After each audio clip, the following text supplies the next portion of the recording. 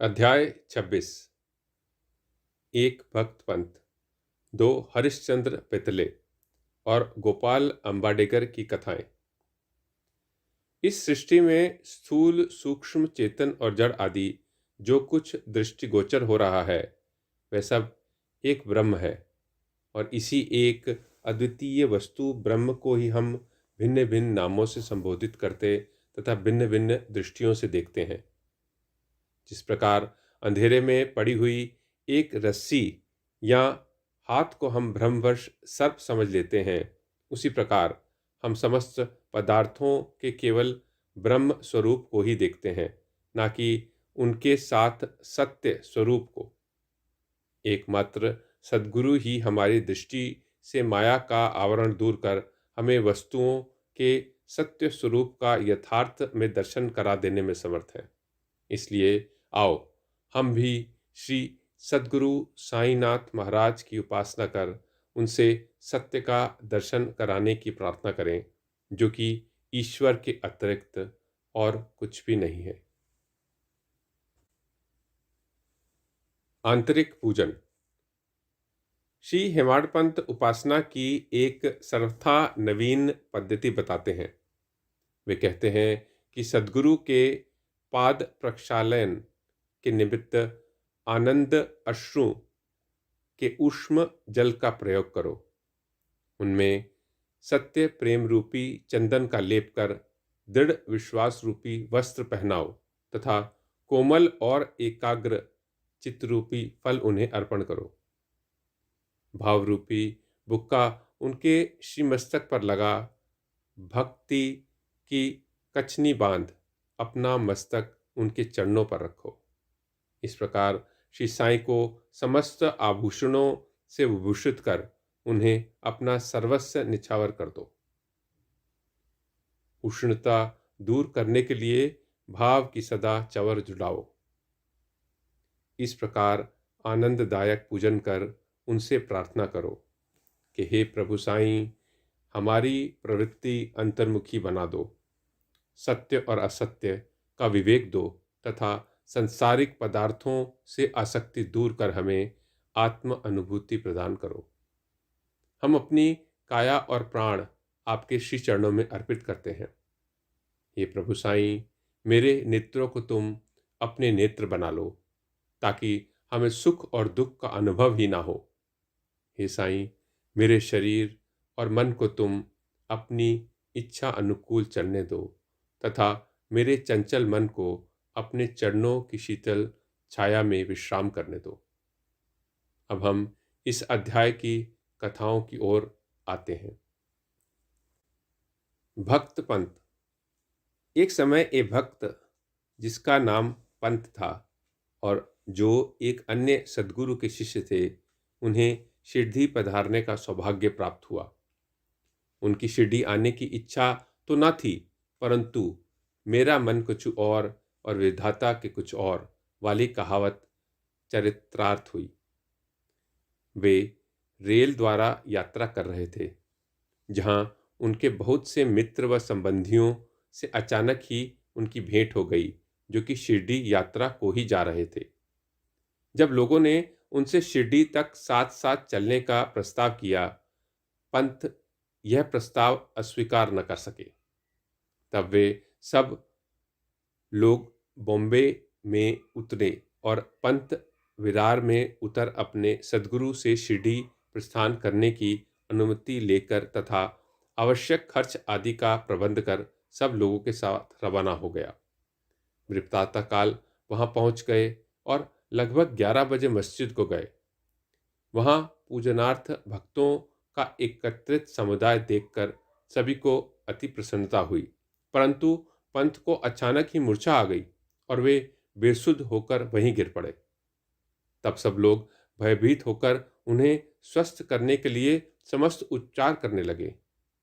बाबा की कृपा से और मस्तक पर जल के छींटे देने से वे स्वस्थ हो गए और ऐसे उठ बैठे जैसे कोई नींद से जागा हो। त्रिकालज्ञ बाबा ने यह सब जानकर कि वह अन्य गुरु का शिष्य है, उन्हें अभय दान देकर उनके गुरु में ही उनके विश्वास को दृढ़ करते हुए कहा कि कैसे भी आओ, परंतु भूलो नहीं, अपने ही स्तंभ को दृढ़तापूर्वक पकड़कर सदैव स्थिर हो, उनसे अभिन्नता प्राप्त करो। पंत तुरंत यह शब्दों का आशय समझ गया और उन्हें उसी समय अपने सद्गुरु की स्मृति हो आई। उन्हें बाबा के इस आग्रह की जीवन भर स्मृति बनी रही। श्री हरिश्चंद्र पितले। बंबई में एक श्री हरिश्चंद्र पितले नामक सद्गृहस्थ थे। उनका पुत्र मिर्गी रोग से पीड़ित था। उन्होंने अनेक प्रकार की देशी व विदेशी चिकित्साएं कराईं, परंतु उनसे कोई लाभ न हुआ। अब केवल यही उपाय शेष रह गया था कि किसी संत के चरण कमलों की शरण ली जाए। 15वें अध्याय में बतलाया जा चुका है कि श्री दासगणु के सुमधुर कीर्तन से श्री साईं बाबा की कीर्ति बंबई में अधिक फैल चुकी थी। पितले ने भी सन 1910 में उनका कीर्तन सुना और उन्हें ज्ञात हुआ कि साईं बाबा के केवल कर स्पर्श तथा दृष्टि मात्र से ही असाध्य रोग निर्मूल हो जाते हैं। तब उनके मन में भी श्री साईं बाबा के शुभ दर्शन की तीव्र इच्छा जागृत हुई। यात्रा का प्रारंभ कर भेंट देने हेतु फलों की टोकरी लेकर पत्नी और बच्चों सहित वे शिरडी पधारे। मस्जिद पहुंचकर उन्होंने चरण वंदना की तथा अपने रोगी पुत्र को उनके श्री चरणों में डाल दिया। बाबा की दृष्टि उस पर पड़ते ही उसमें एक विचित्र परिवर्तन हो गया। बच्चे ने आंखें फेर दी और बेसुध होकर गिर पड़ा। उसके मुंह से झाग निकलने लगी तथा शरीर पसीने से भीग गया और ऐसी आशंका होने लगी कि उसके प्राण निकलने ही वाले हैं। यह देखकर उसके माता पिता अत्यंत निराश होकर घबराने लगे। बच्चे को बहुधा थोड़ी मूर्छा तो अवश्य आ जाया करती थी, परंतु यह मूर्छा दीर्घ काल तक रही। माता की आंखों से आंसुओं की धाराएं बह रही थीं और वह दुखग्रस्त हो आर्तनाद करने लगी कि मैं ऐसी स्थिति में हूं जैसे कि एक व्यक्ति चोरों से डर के भागकर किसी घर में प्रविष्ट हो गया और वह घर ही उसके ऊपर गिर पड़ा। तब बाबा ने सांत्वना देते हुए कहा कि इस प्रकार प्रलाप ना कर धैर्य धारण करो। बच्चे को अपने निवास स्थान पर ले जाओ, वह आधे घंटे के पश्चात होश में आ जाएगा। तब उन्होंने बाबा के आदेश का तुरंत पालन किया। बाबा के वचन सत्य निकले। जैसे ही उसे बाड़े में लाए कि बच्चा स्वस्थ हो गया और पितले परिवार, पिता, पत्नी व अन्य सब लोगों को महान हर्ष हुआ और उनका संदेह दूर हो गया। श्री पितले अपनी धर्म पत्नी सहित बाबा के दर्शन को आए और अति विनम्र होकर आदर पूर्वक चरण वंदना कर पाद सेवन करने लगे। मन ही मन बाबा को धन्यवाद दे रहे थे। तब बाबा ने मुस्कुराकर कहा कि क्या तुम्हारे समस्त विचार और शंकाएं मिट गईं? जिन्हें विश्वास और धैर्य है उसकी रक्षा श्रीहरि अवश्य करेंगे। श्री पितले एक धनाढ्य व्यक्ति थे, इसलिए उन्होंने अधिक मात्रा में मिठाई बांटी और उत्तम फल तथा पान बीड़े बाबा को भेंट किए। श्रीमती पितले सात्विक वृत्ति की महिला थी। वह एक स्थान पर बैठकर बाबा की ओर प्रेम पूर्वक दृष्टि से निहारा करती थी।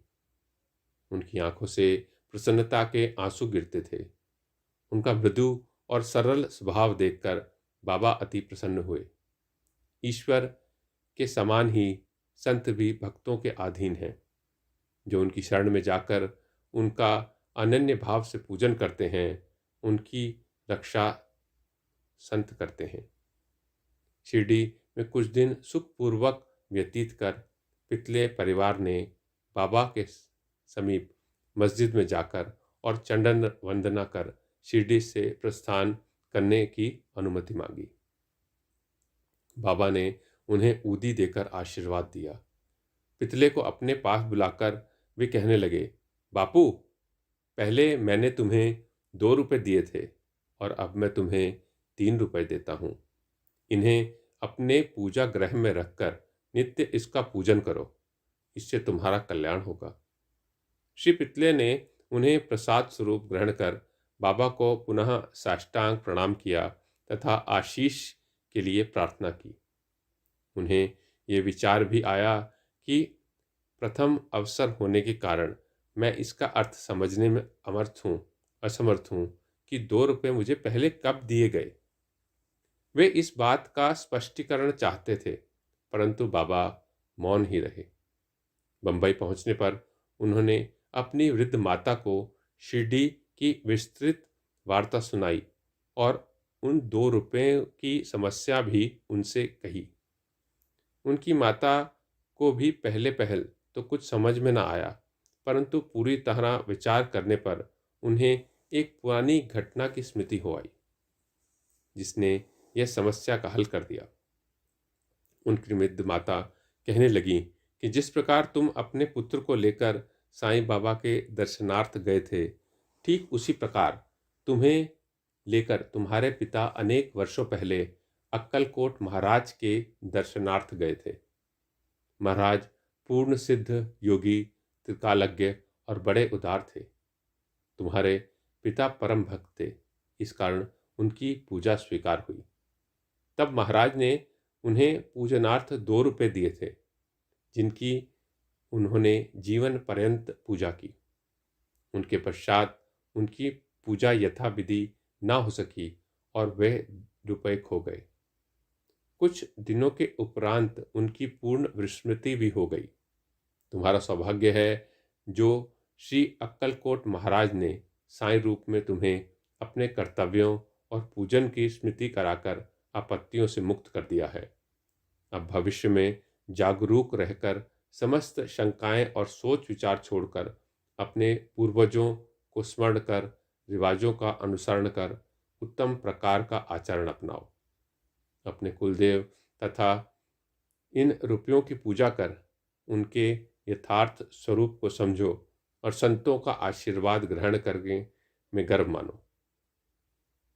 श्री साईं समर्थ ने दया कर तुम्हारे हृदय में भक्ति का बीजारोपण कर दिया है और अब तुम्हारा कर्तव्य है कि तुम इसकी वृद्धि करो। बाबा के मधुर वचनामृत का पान कर श्री पितले को अत्यंत हर्ष हुआ। उन्हें बाबा की सर्वकालज्ञता विदित हो गई और उनके श्री दर्शन का भी महत्व ज्ञात हो गया। इसके पश्चात वे अपने व्यवहार में अधिक सावधान हो गए। श्री अंबाडेकर।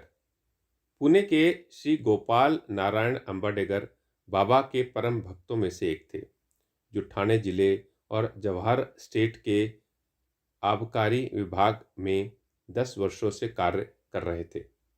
वहां से सेवानिवृत्ति होने पर उन्होंने अन्य नौकरी ढूंढी, परंतु वे सफल न हुए।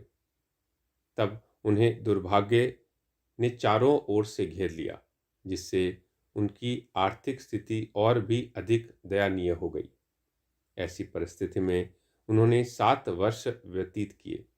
वे प्रतिवर्ष शिरडी जाते और अपनी दुखदायी कथा वार्ता बाबा को सुनाया करते थे।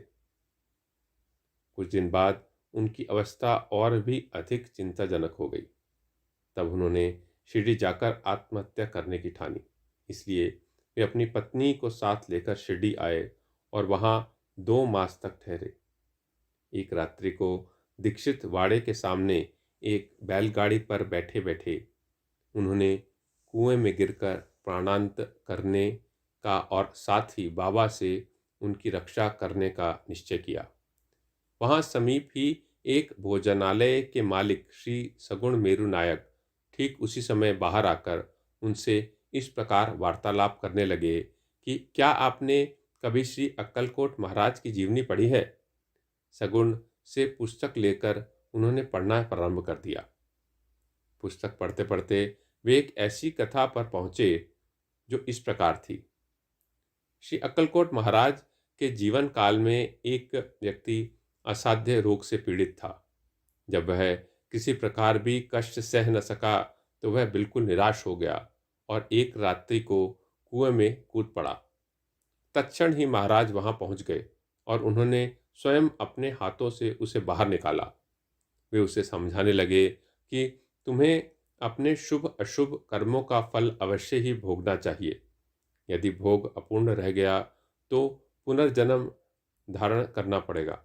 इसलिए मृत्यु से यह श्रेयस्कर है कि कुछ काल तक उन्हें सहन कर पूर्व जन्मों के कर्मों का भोग समाप्त कर सदैव के लिए मुक्त हो जाओ।